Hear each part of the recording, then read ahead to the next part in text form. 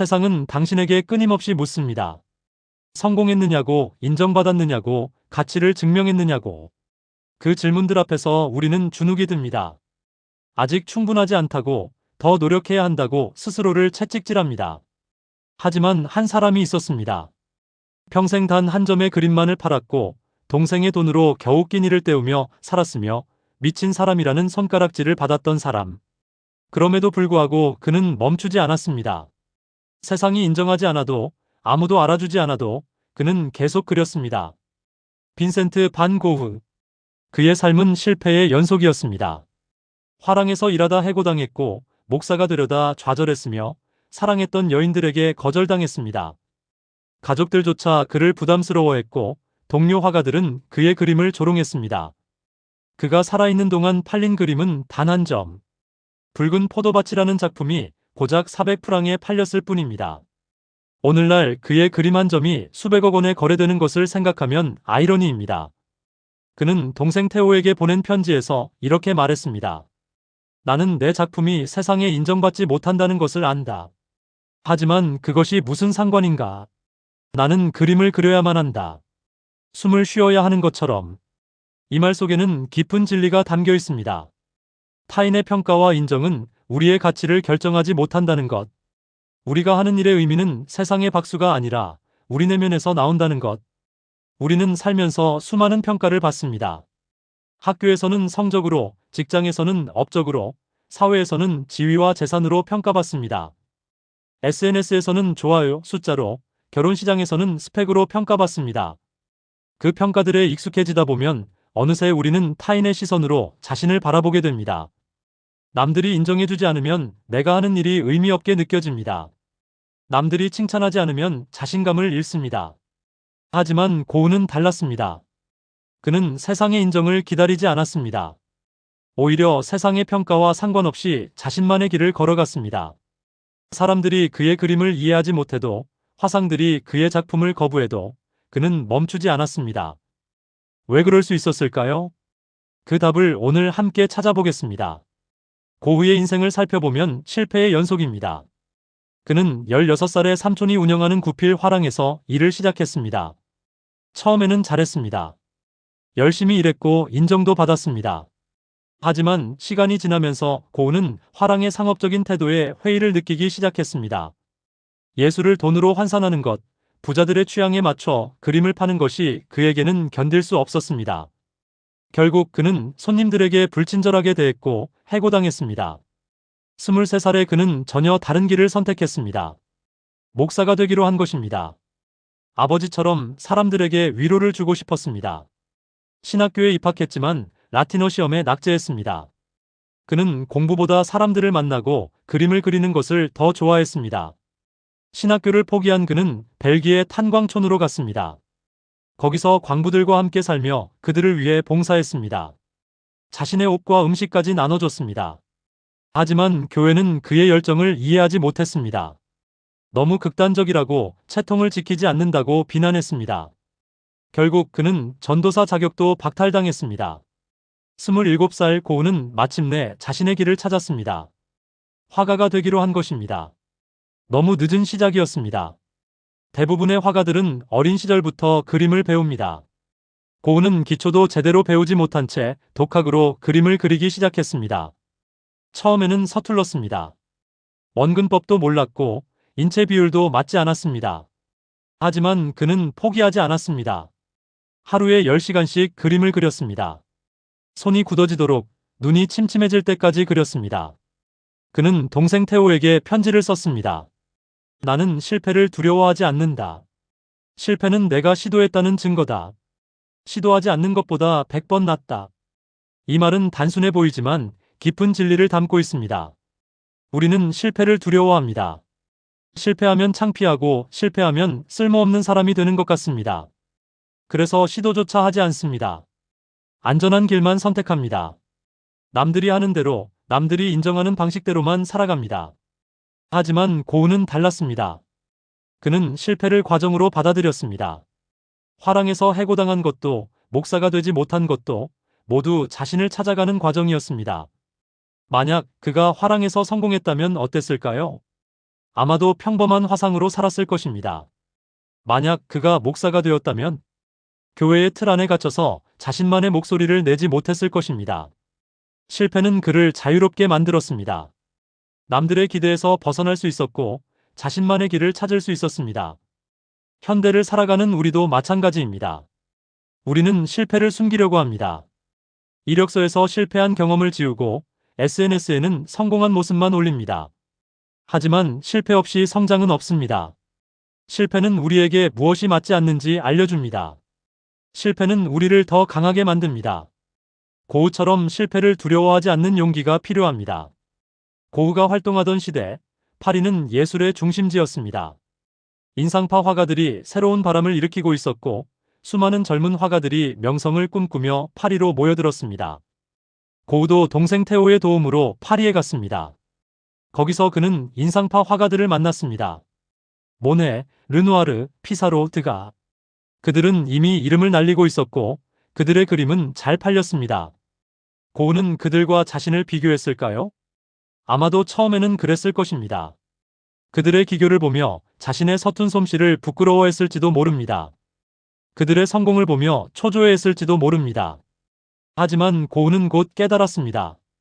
비교는 아무 의미가 없다는 것을, 각자의 길이 다르다는 것을.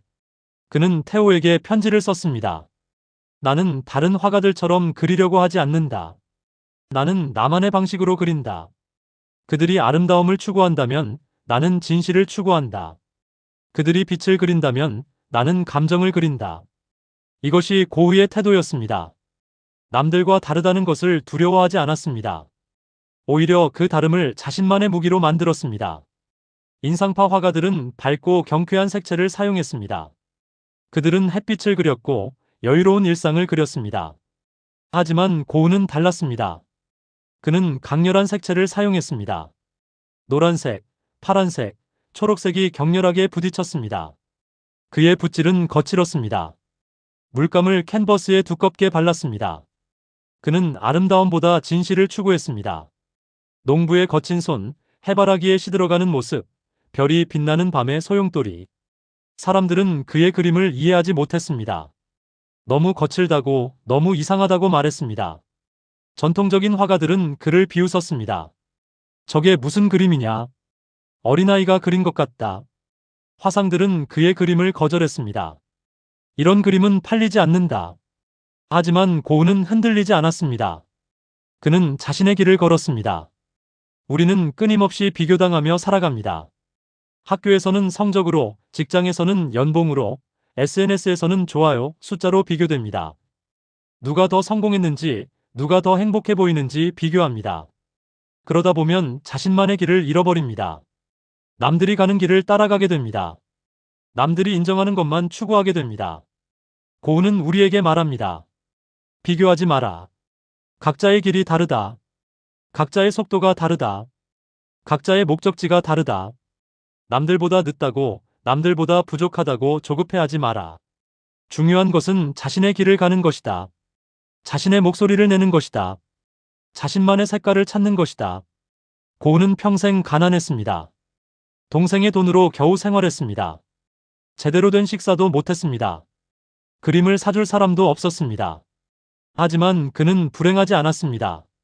그림을 그리는 그 순간만큼은 행복했습니다. 캔버스 앞에 서면 세상의 모든 근심이 사라졌습니다. 물감과 붓만 있으면 충분했습니다.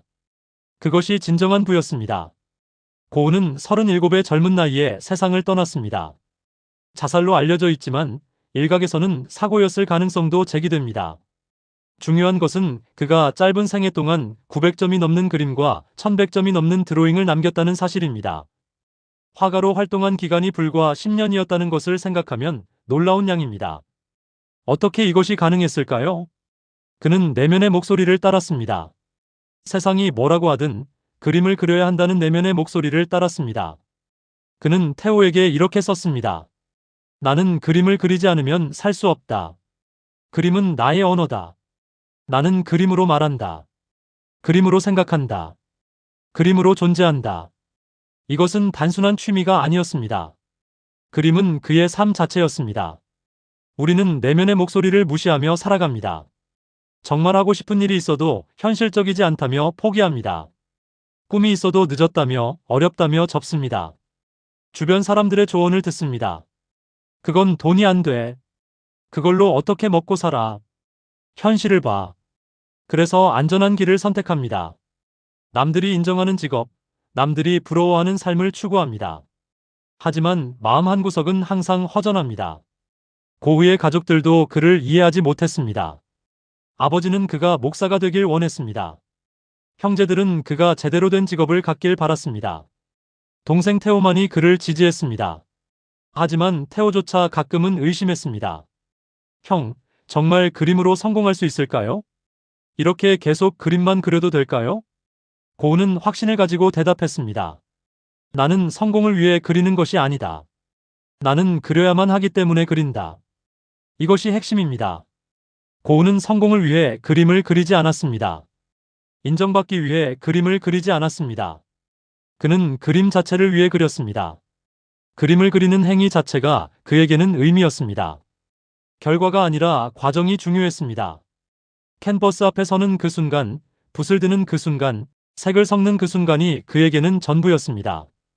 우리는 결과에 집착합니다. 이 일을 하면 돈을 얼마나 벌 수 있을까? 이 일을 하면 사람들이 인정해 줄까? 이 일을 하면 성공할 수 있을까? 그래서 과정을 즐기지 못합니다. 항상 결과를 걱정하며 불안해합니다. 하지만 고우는 과정 자체를 사랑했습니다. 그림을 그리는 그 시간 자체가 행복이었습니다. 내면의 목소리를 따르는 것은 쉽지 않습니다. 주변의 반대를 감수해야 합니다. 경제적 어려움을 견뎌야 합니다. 외로움을 이겨내야 합니다. 고우도 그랬습니다. 그는 평생 외로웠습니다. 친구도 거의 없었습니다. 사랑도 이루지 못했습니다. 가난 때문에 제대로 먹지도 못했습니다. 하지만 그는 포기하지 않았습니다. 내면의 목소리가 그를 이끌었기 때문입니다. 고우는 프랑스 남부의 작은 마을 아를로 갔습니다. 거기서 그는 가장 강렬한 작품들을 만들었습니다.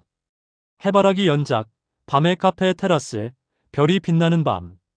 그는 하루에 한 점씩 그림을 그렸습니다. 미친 듯이 그렸습니다. 먹는 것도 잊고 그렸습니다.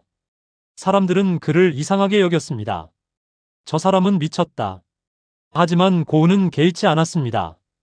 그는 자신의 내면에서 터져나오는 것을 캔버스에 쏟아부었습니다. 고우의 삶에서 가장 고통스러운 것은 가난도, 병도 아니었습니다. 바로 고독이었습니다. 그는 평생 이해받지 못했습니다. 가족들도 동료들도 세상도 그를 이해하지 못했습니다. 그는 너무 다르고 너무 앞서갔고 너무 순수했습니다. 그래서 외로웠습니다. 하지만 고독 속에서 고우는 자신을 발견했습니다. 사람들과 어울리지 못하는 시간에 그는 자연과 대화했습니다. 밀밭의 바람 소리를, 별들의 속삭임을, 해바라기의 외침을 들었습니다. 그리고 그것을 캔버스에 담았습니다. 만약 그가 사교적이었다면, 사람들과 어울리기 좋아했다면 그렇게 깊은 작품을 만들 수 있었을까요? 아마도 아니었을 것입니다. 고독은 창조의 필수 조건입니다. 혼자 있는 시간에 우리는 생각합니다. 성찰합니다. 내면을 들여다봅니다. 고우는 태호에게 편지를 썼습니다. 고독이 나를 괴롭히지만 동시에 고독이 나를 만든다. 혼자 있을 때 나는 비로소 내가 누구인지 알게 된다. 이것은 역설입니다. 고독이 고통스럽지만 동시에 고독이 우리를 성장시킵니다. 현대인들은 고독을 두려워합니다. 혼자 있는 것을 견디지 못합니다. 항상 누군가와 연결되어 있어야 합니다. 스마트폰을 끊임없이 확인합니다. SNS에 무언가를 올리고 반응을 확인합니다. 친구들과 만나고 모임에 참석합니다. 혼자 있는 시간이 생기면 불안해합니다. 하지만 진정한 자신을 만나려면 고독이 필요합니다. 고우는 아를에서 화가 폴 고겐과 함께 살았습니다. 고우는 친구를 원했습니다.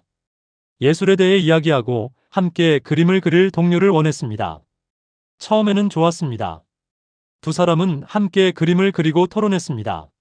하지만 곧 갈등이 시작되었습니다. 성격도 달랐고 예술관도 달랐습니다. 고갱은 차갑고 이성적이었습니다. 고우는 뜨겁고 감정적이었습니다. 결국 비극이 일어났습니다. 고우는 자신의 귀를 잘랐습니다. 정확한 이유는 알 수 없습니다. 고갱과의 다툼 때문이라는 설도 있고 정신병 발작 때문이라는 설도 있습니다. 중요한 것은 이 사건 이후 고은은 더욱 깊은 고독 속으로 빠져들었다는 것입니다. 사람들은 그를 완전히 미친 사람으로 여겼습니다. 그는 정신병원에 입원했습니다. 하지만 놀랍게도 고은은 정신병원에서도 그림을 그렸습니다. 병실 창문 밖으로 보이는 풍경을 그렸습니다. 별이 빛나는 밤이라는 그의 가장 유명한 작품이 정신병원에서 탄생했습니다. 소용돌이치는 밤하늘, 빛나는 별들, 작은 마을. 이 그림은 고흐의 내면을 보여줍니다. 혼란스럽지만 아름답고 고통스럽지만 희망적입니다. 고독 속에서 고흐는 자신만의 우주를 창조했습니다. 아무도 이해하지 못하는 세계, 하지만 진실한 세계를 캔버스에 담았습니다. 그는 고독을 피하지 않았습니다. 오히려 고독 속으로 더 깊이 들어갔습니다. 그리고 그 고독의 깊이만큼 그의 예술도 깊어졌습니다. 우리도 고독을 두려워할 필요가 없습니다. 혼자 있는 시간을 창조의 시간으로 만들 수 있습니다. 자신을 돌아보는 시간, 자신과 대화하는 시간, 자신을 발견하는 시간으로 만들 수 있습니다. 고흐처럼 고독을 견디는 힘을 길러야 합니다. 고흐는 미래를 걱정하지 않았습니다. 내일 무엇을 먹을지, 다음 달 집세를 어떻게 낼지 걱정하지 않았습니다. 아니, 걱정했지만 그것이 자신을 멈추게 하지 않았습니다. 그는 오직 현재에 집중했습니다. 지금 이 순간 그림을 그리는 것에만 집중했습니다. 그는 테오에게 편지를 썼습니다. 내일 내가 어떻게 될지 모른다. 하지만 오늘 나는 그림을 그릴 수 있다. 그것으로 충분하다. 이것은 단순한 낙관주의가 아닙니다. 현재에 충실하겠다는 결단입니다. 미래를 보장받지 못해도, 성공을 약속받지 못해도 지금 이 순간 자신이 할 수 있는 것을 최선을 다해 하겠다는 의지입니다. 우리는 항상 미래를 걱정합니다. 은퇴 후에는 어떻게 살까? 나이 들면 어떻게 될까? 만약 실패하면 어떡하지? 이런 걱정들이 우리를 마비시킵니다. 지금 하고 싶은 일을 미루게 만듭니다. 안전한 길만 선택하게 만듭니다. 하지만 미래는 불확실합니다. 아무리 계획을 세워도, 아무리 준비를 해도 예상치 못한 일들이 일어납니다. 고흐는 미래를 위해 현재를 희생하지 않았습니다. 언젠가 성공할 것을 기대하며 지금을 참지 않았습니다. 그는 지금 이 순간을 살았습니다. 오늘 그림을 그리고, 오늘 자연을 관찰하고, 오늘 색을 실험했습니다. 내일은 내일의 문제였습니다. 아르레 뜨거운 여름, 고흐는 매일 밖으로 나가 그림을 그렸습니다. 자결하는 태양 아래서 모자도 제대로 쓰지 않고 그렸습니다. 사람들은 그를 미친 사람으로 여겼습니다. 저 더위에 밖에서 그림을 그리다니. 하지만 고흐는 개의치 않았습니다. 지금 이 순간의 햇빛, 지금 이 순간의 색채, 지금 이 순간의 느낌을 담고 싶었습니다. 그의 가장 유명한 작품 중 하나인 별이 빛나는 밤도 마찬가지입니다. 이 그림은 정신병원에서 그렸습니다. 고흐의 미래는 불확실했습니다. 언제 퇴원할 수 있을지, 다시 그림을 그릴 수 있을지 알 수 없었습니다. 하지만 그는 지금 이 순간 창문 밖으로 보이는 밤하늘을 그렸습니다. 소용돌이치는 별들, 빛나는 달, 조용한 마을. 그 순간 그가 느낀 것을 담았습니다. 현재에 충실하다는 것은 미래를 포기한다는 의미가 아닙니다. 오히려 현재를 충실히 살 때 미래도 만들어집니다. 고흐는 미래의 명성을 생각하지 않고 그림을 그렸습니다. 하지만 그 그림들이 결국 그를 불멸의 화가로 만들었습니다. 지금 이 순간 최선을 다할 때 미래는 저절로 따라옵니다. 우리는 너무 많은 것을 계획합니다. 5년 후, 10년 후, 20년 후의 계획을 세웁니다. 하지만 정작 오늘을 충실히 살지 못합니다. 오늘 하고 싶은 일을 미루고, 오늘 만나고 싶은 사람을 미루고, 오늘 표현하고 싶은 감정을 미룹니다. 언젠가 시간이 생기면, 언젠가 여유가 생기면 하겠다고 생각합니다. 하지만 그 언젠가는 오지 않습니다. 고흐는 우리에게 말합니다. 오늘을 살아라. 지금 이 순간을 살아라. 지금 하고 싶은 것을 하라. 지금 표현하고 싶은 것을 표현하라. 내일은 내일 걱정하면 된다. 중요한 것은 오늘 최선을 다하는 것이다. 고흐는 40점이 넘는 자화상을 그렸습니다. 왜 그렇게 많은 자화상을 그렸을까요? 모델을 구할 돈이 없었기 때문이기도 했지만 더 중요한 이유가 있었습니다. 자신을 알고 싶었던 것입니다. 자신이 누구인지, 무엇을 원하는지, 어떤 사람인지 알고 싶었습니다. 각 자화상마다 고흐의 모습은 달랐습니다.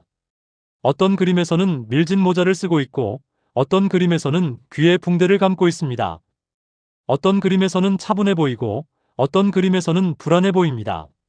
그는 자화상을 그리며 자신을 탐구했습니다. 남들이 보는 자신이 아니라 자신이 보는 자신을 그렸습니다. 세상은 우리에게 기준을 제시합니다. 성공의 기준, 행복의 기준, 가치의 기준을 제시합니다. 좋은 대학을 나와야 하고 좋은 직장을 다녀야 하고 많은 돈을 벌어야 합니다. 큰 집에 살아야 하고 좋은 차를 타야 하고 명품을 가져야 합니다. SNS에서 좋아요를 많이 받아야 하고 팔로워가 많아야 합니다. 이런 기준들이 우리를 압박합니다. 하지만 고흐는 자신만의 기준을 세웠습니다. 그에게 성공은 그림이 많이 팔리는 것이 아니었습니다. 성공은 자신이 표현하고 싶은 것을 제대로 표현하는 것이었습니다. 행복은 돈을 많이 버는 것이 아니었습니다. 행복은 캔버스 앞에서 붓을 드는 그 순간이었습니다. 가치는 세상의 인정이 아니었습니다. 가치는 자신에게 솔직한 것이었습니다. 그는 테오에게 편지를 썼습니다. 사람들은 내 그림이 이상하다고 말한다. 하지만 나는 내 기준으로 그린다. 그들의 기준으로 그리지 않는다. 그들이 아름답다고 생각하는 것이 아니라 내가 진실하다고 생각하는 것을 그린다. 이것이 고흐의 태도였습니다. 세상의 기준에 맞추지 않았습니다. 자신만의 기준을 세웠습니다. 자신만의 기준을 세운다는 것은 쉽지 않습니다. 주변의 압력을 견뎌야 합니다. 사람들의 비난을 감수해야 합니다. 외로움을 받아들여야 합니다. 고흐도 그랬습니다. 그는 평생 비난받았습니다. 그림을 왜 그렇게 그리느냐? 왜 제대로 된 직업을 갖지 않느냐? 왜 결혼하지 않느냐? 하지만 그는 흔들리지 않았습니다.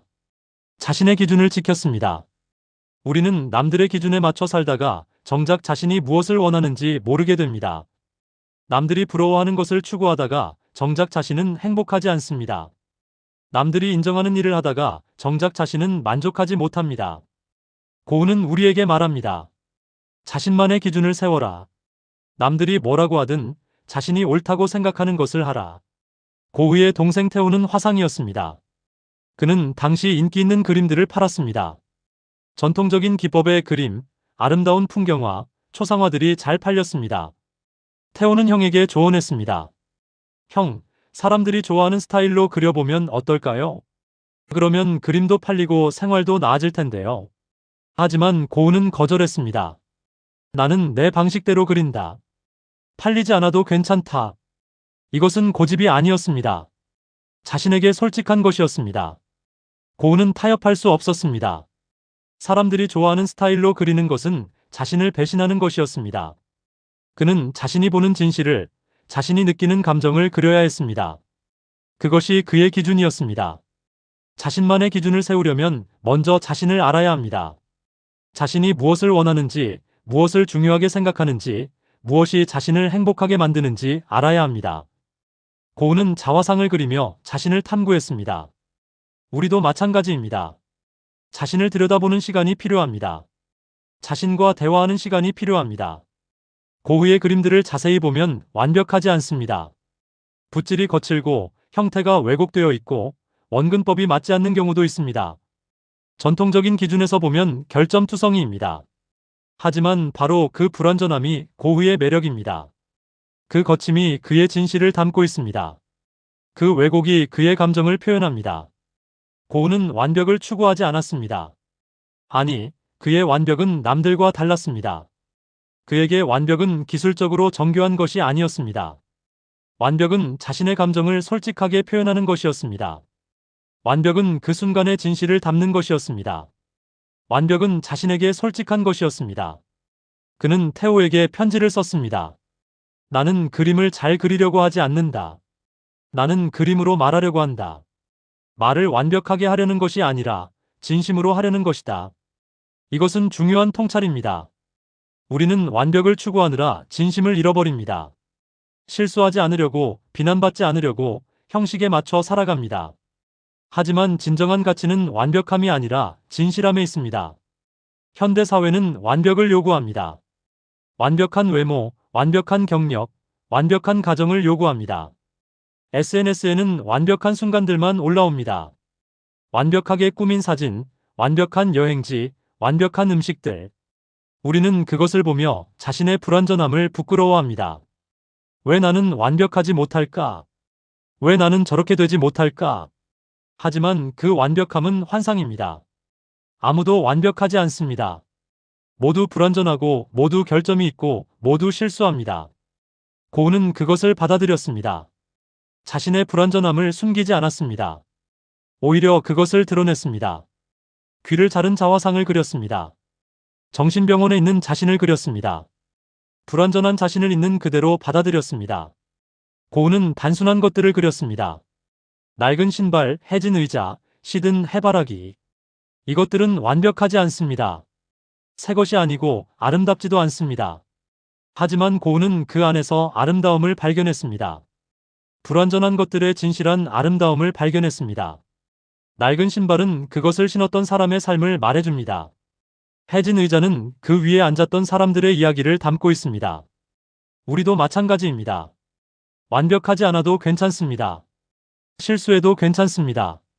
부족해도 괜찮습니다. 중요한 것은 진실한 것입니다. 자신에게 솔직한 것입니다. 고우처럼 불완전함을 받아들이고 그 안에서 자신만의 아름다움을 찾아야 합니다. 고우는 빠르게 그렸습니다. 한 작품에 오랜 시간을 들이지 않았습니다. 때로는 하루에 한 점씩 그렸습니다. 그래서 그의 그림에는 즉흥성이 있습니다. 계산되지 않은 붓질, 수정하지 않은 형태들. 하지만 바로 그것이 그의 그림을 살아있게 만듭니다. 완벽하게 계산된 그림보다 즉흥적인 그림이 더 많은 것을 말합니다. 완벽주의는 우리를 마비시킵니다. 완벽하게 준비될 때까지 시작하지 못하게 만듭니다. 완벽하게 할 수 없으면 아예 하지 않게 만듭니다. 하지만 고은은 말합니다. 시작하라. 불완전해도 시작하라. 서툴러도 시작하라. 하다 보면 나아진다. 그리고 그 불완전한 과정 자체가 아름답다. 고은은 가난한 사람들을 그렸습니다. 농부, 노동자, 광부들을 그렸습니다. 당시 다른 화가들은 부자들, 귀족들, 아름다운 여인들을 그렸습니다. 그런 그림이 돈이 되었기 때문입니다. 하지만 고은은 달랐습니다. 그는 가난하고 힘든 사람들에게서 진정한 가치를 발견했습니다. 감자 먹는 사람들이라는 그의 초기 작품을 보면 농부 가족이 어두운 방에서 저녁을 먹고 있습니다. 거친 손, 주름진 얼굴, 낡은 옷. 아름답지 않습니다. 하지만 고은은 그들의 삶에서 존엄을 보았습니다. 땅을 일구며 살아가는 그들의 정직함을, 가족을 위해 일하는 그들의 헌신을 존중했습니다. 그는 테오에게 편지를 썼습니다. 나는 아름다운 것보다 진실한 것을 그린다. 부자들의 화려함보다 가난한 이들의 존엄을 그린다. 세상은 겉모습만 보지만 나는 본질을 본다. 이것이 고흐의 가치관이었습니다. 세상이 중요하게 여기는 것과 진정으로 중요한 것이 다르다는 것을 알았습니다. 현대 사회는 겉모습을 중시합니다. 외모, 학벌, 재산, 지위. 이런 것들로 사람의 가치를 판단합니다. 화려한 것, 비싼 것, 유명한 것을 추구합니다. SNS에서도 마찬가지입니다. 멋진 장소, 비싼 음식, 명품 가방을 과시합니다. 하지만 그것들이 진정한 가치일까요? 고흐는 우리에게 말합니다. 진정한 가치는 보이지 않는 곳에 있다. 겉모습이 아니라 내면에 있다. 돈으로 살 수 있는 것이 아니라 돈으로 살 수 없는 것에 있다. 유명함이 아니라 진실함에 있다. 많은 것을 가진 것이 아니라 올바른 것을 추구하는 것에 있다. 고흐는 자연에서도 진정한 가치를 발견했습니다. 해바라기를 그렸습니다. 화려한 장미가 아니라 소박한 해바라기를. 처음 피어나는 신선한 해바라기가 아니라 시들어가는 해바라기를. 그는 시들어가는 꽃에서도 아름다움을 보았습니다. 생명의 순환을, 모든 것이 변해가는 자연의 진리를 보았습니다. 그의 마지막 작품 중 하나인 까마귀가 나는 밀밭을 보면 불길한 느낌이 듭니다. 어두운 하늘, 날아가는 까마귀들, 어디로 가는지 모를 길. 죽음을 예감한 것일까요? 하지만 동시에 그 그림에는 생명력이 있습니다. 바람에 흔들리는 밀밭, 자유롭게 날아가는 새들. 고흐는 죽음 앞에서도 삶의 가치를 보았습니다. 진정한 가치를 안다는 것은 본질을 본다는 것입니다. 겉모습에 속지 않는 것입니다. 세상이 중요하다고 말하는 것이 아니라 자신이 중요하다고 생각하는 것을 추구하는 것입니다. 고우는 명성이나 재산이 아니라 진실을 추구했습니다. 그림을 통해 진실을 말하는 것, 그것이 그에게 진정한 가치였습니다. 우리도 자신만의 가치를 찾아야 합니다. 세상이 말하는 성공이 아니라 자신에게 의미 있는 것이 무엇인지 찾아야 합니다. 많이 가지는 것이 아니라 올바른 것을 추구하는 것, 유명해지는 것이 아니라 진실한 삶을 사는 것, 그것이 진정한 가치입니다. 빈센트 반 고흐는 1890년 7월 29일 37의 나이로 세상을 떠났습니다. 그가 죽을 때까지 그의 그림을 제대로 알아준 사람은 거의 없었습니다. 그는 가난하게 살았고 외로웠으며 비난받았습니다. 하지만 그는 멈추지 않았습니다. 세상이 인정하지 않아도 계속 그렸습니다. 그리고 그가 죽은 후 놀라운 일이 일어났습니다. 사람들이 그의 그림을 다시 보기 시작했습니다. 처음에는 몇몇 화가들이 그의 작품에 관심을 가졌습니다. 이 사람은 천재였다. 우리가 몰라봤다. 점점 더 많은 사람들이 그의 그림을 원했습니다. 미술관에서 전시회를 열었고 사람들이 몰려들었습니다. 오늘날 고흐는 세계에서 가장 사랑받는 화가 중 한 명입니다. 그의 그림들은 수백억 원에 거래됩니다. 수많은 사람들이 그의 그림 앞에서 감동받습니다. 별이 빛나는 밤, 해바라기, 자화상. 이 그림들은 전 세계 사람들에게 위로와 영감을 줍니다. 살아있을 때는 아무도 알아주지 않았지만 죽은 후에 온 세상이 그를 알아보았습니다. 이것은 역설입니다. 고흐는 인정을 위해 그림을 그리지 않았습니다. 하지만 인정받지 않아도 계속 그렸기 때문에 결국 인정받았습니다. 그는 성공을 위해 노력하지 않았습니다. 하지만 자신의 길을 걸었기 때문에 결국 성공했습니다. 그는 명성을 추구하지 않았습니다. 하지만 진실을 추구했기 때문에 결국 명성을 얻었습니다. 고흐의 삶이 우리에게 주는 교훈은 명확합니다. 타인의 평가는 당신의 가치를 결정하지 못합니다. 세상이 인정하지 않는다고 해서 당신이 하는 일이 의미 없는 것은 아닙니다. 지금 당장 성공하지 못한다고 해서 실패한 것이 아닙니다. 중요한 것은 자신의 길을 가는 것입니다. 자신의 목소리를 내는 것입니다. 자신의 진실에 충실한 것입니다. 고흐는 테오에게 마지막 편지를 남겼습니다. 슬픔은 영원히 지속되지 않는다.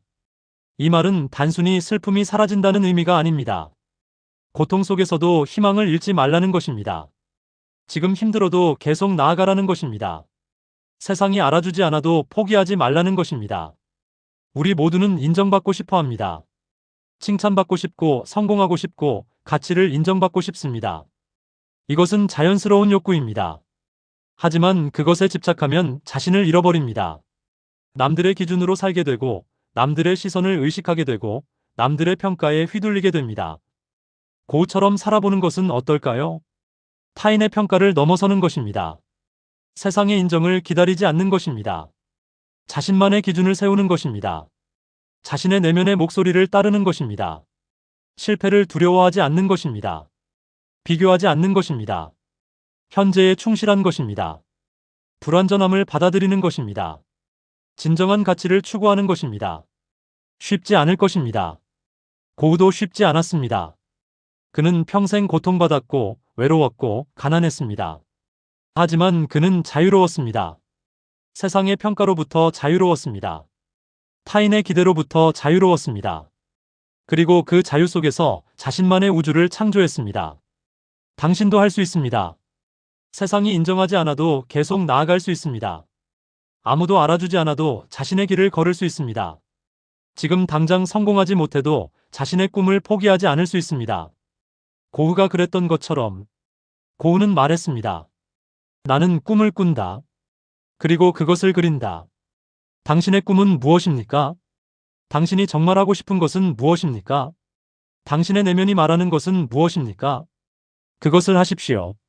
세상이 뭐라고 하든 그것을 하십시오. 타인의 평가를 기다리지 마십시오. 인정받기를 기다리지 마십시오. 지금 시작하십시오.